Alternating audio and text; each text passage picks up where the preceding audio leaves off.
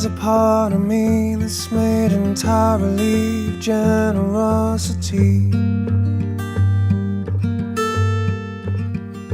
Can I be a better man? Can I go to war and make them understand?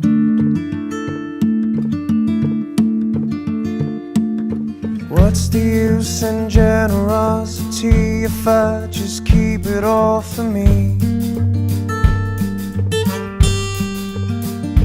Can I talk sense into them, even though I have a weapon in my hand?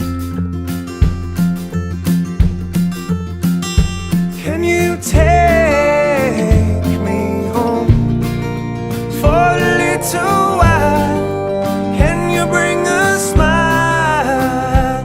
Can you take me home? I wasn't that prepared. Tell the truth, I'm scared of myself. I had to go, I couldn't say no. My country is as mad as her neighbors. We are killing for our wealth, but we just care about our economic health.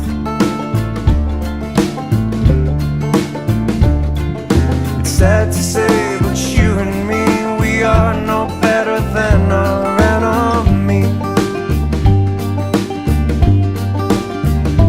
We just follow the instructions that are leading to destruction. So you see,